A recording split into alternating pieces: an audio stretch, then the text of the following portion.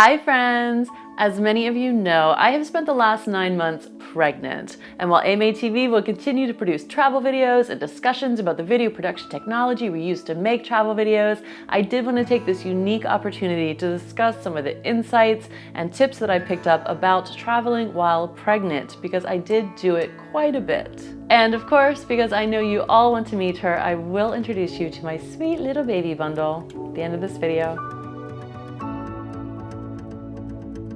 If you're new to this channel, my name is Alicia and I would love to have you as a new subscriber, so click that button below. And if you'd like the backstory on this baby, make sure you watch my video, What Happened in Bahrain. Because yes, I got pregnant in the Middle East. And after that long trip back to California, it seemed like the perfect time to be pregnant. I had been traveling for about 5 months consistently with no downtime, so I was gonna do 6 months, no travel, just downtime, relaxation, so I thought. However, it seems that I literally cannot just not travel. So in that 6 months, I ended up flying back to the East Coast 3 separate times. I did a road trip to Anaheim for a VidCon, I flew out to Colorado for a wedding, and I did an entire week-long cross-country road trip in my Jeep with my husband, with many stops along the way. So much for no traveling. Traveling pregnant was not easy, but I did pick up some coping strategies and make some general observations that I will share with you today.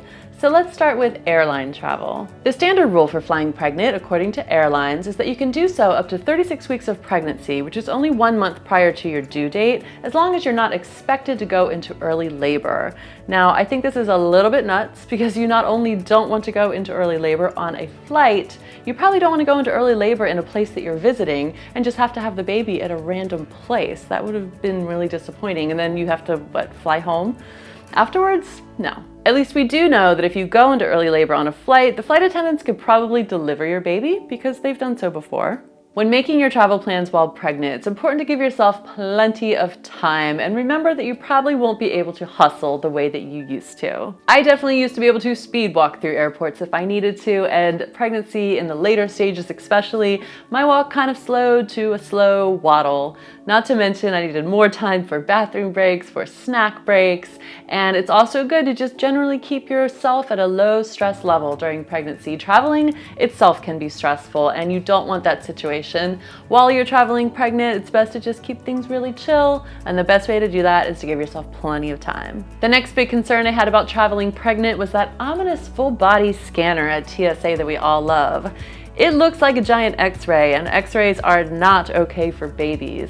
However, TSA does say that it is perfectly safe for pregnant women. However, they also used to say that about X-rays. I will link to some information about the topic on my blog at ama.tv and in the video description, but generally my thinking and the thinking of many other pregnant women I encountered at the airport is better safe than sorry. Unfortunately, TSA offers a very easy opt-out solution for pregnant women and anyone who doesn't want to do the full body scanner. Simply let them know you'd like to opt out and they set you aside and have you wait for a female agent to come and do a full body pat down. Which isn't too bad. It's a little awkward because the female agents are trained to say weird lines like, okay, I'm now going to touch you with the back of my left hand on your left breast, and all of these robotic things. But in my experiences, the end of the conversation usually ended up with, oh, is it a boy or a girl, and how many weeks are you, and all of these nice things. So it's a pleasant experience, but it does take a little bit more time, so give yourself at least an extra 30 minutes to go through security that you normally wouldn't have, just to make sure you make it through. One major downside to traveling pregnant on a plane that I experienced was motion sickness. Nothing too crazy, just kind of that general queasiness on top of the general queasiness that you have when you're pregnant anyway. I'm super prone to motion sickness, so I know that if I'm getting on a boat, on a train, in the back of a car, even like on a kayak, I'm generally aware that that could happen, but it's never happened on a plane before, almost ever, except in crazy turbulence and now in pregnancy. So that's something I learned. And I also thought that Dramamine, I just assumed that it was on the list of the not safe medications to take during pregnancy, but I later found out that it actually is safe. It's category B, which means that it is likely safe to take. So it's good to have that on hand if you need it, even if you don't think you'll need it. If not, one awesome thing that is a lifesaver is ginger candy. There's lots of different like ginger flavored candies, but you want to look for one that has a really high kind of like spicy ginger content. This one has a lot and it's 100% natural. So it's been my favorite, and I will eat like a lot of these kind of to combat that general queasiness. And these are good for any kind of nausea, not just pregnancy. So I'll put a link in the description below and on the blog where you can buy these, and hopefully they will be a lifesaver for you too. Now, one might think that because you're tired virtually all of the time when you're pregnant, that a flight is going to be a great time to just take a nap, catch up on some sleep. And I suppose it does depend on your napping abilities. My napping game is not so strong, and really the only way I ever sleep on planes is if I do the like sleep forward on your tray thing. I don't know why, it's not that comfortable, but it's something about burrowing kind of like is the only thing that gets me relaxed. However, when you're pregnant, as soon as you start getting that baby bump that's like somewhat significant, you're not really able to kind of crunch up into that awkward position for sleeping. So for me, sleeping didn't really happen on planes, and it might not happen for you, so be prepared for that. I'm sorry. To end our airline travel discussion on a positive note, I will say that your pregnancy perks should be in full swing while traveling through airports while pregnant. So I had flight attendants bring me extra drinks, extra snacks, sort of jump out of my way to make sure I could get to the bathroom if I needed to. I had other passengers jump in to help with my luggage more than usual. So everyone loves to help a pregnant woman. And when I was traveling on Southwest with my husband, we both had the C group boarding passes, which meant we probably couldn't sit together. So this was later on in my pregnancy, and I just let them know I was pregnant, and they let me board early and they let him board early with me so I could get a seat in the front near the bathroom was their reasoning. But our reasoning was that we just wanted to sit together. So thanks to my pregnancy, that was able to happen. So that was flying while pregnant. I was never too worried about it, but what I was concerned about was the cross-country road trip my husband and I planned to move across the country during my 8th month of pregnancy. That is a lot of time to spend in a car when you're 8 months pregnant. My biggest concern was having to use the bathroom all the time, which I did, but we just made the most of it, just stopped often, stretched our legs, got gas, and one really smart move that I made that I suggest you do as well if you do a road trip while pregnant is to pack lots of healthy snacks, because you want that nutrition in you and you don't want to be at all tempted to buy crappy gas station snacks. I did buy a lot of coconut water at those gas stations, which was nice, very hydrating and healthy. Another smart move we made on that trip was stretching it out so it was a full week long. So we actually had 2 destinations that we stopped at for 2 full nights and had 2 full days of no travel, which was very, very nice.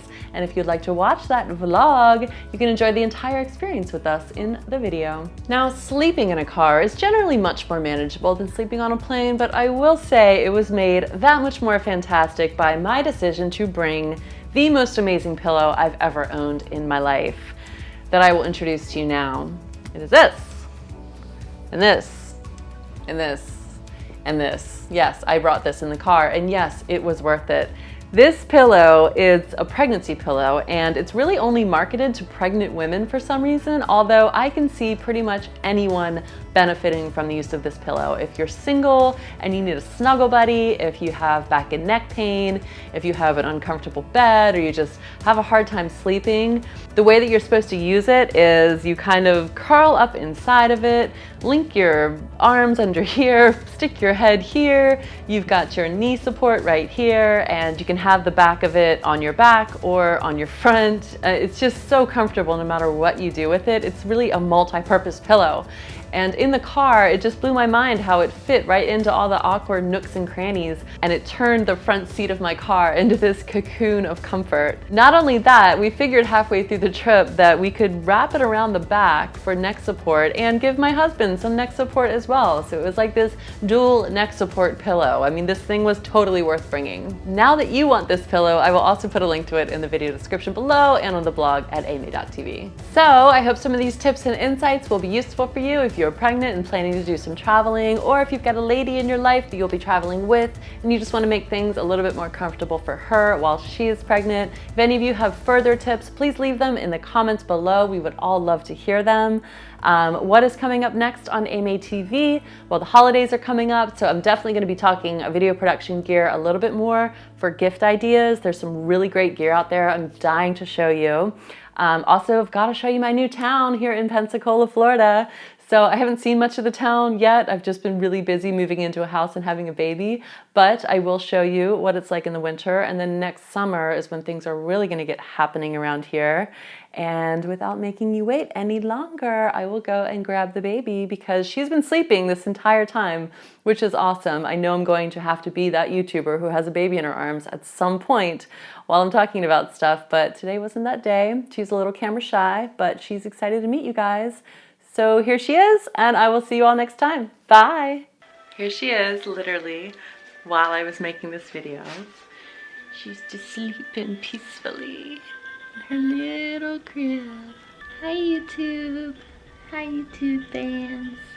Hi friends! Hi friends!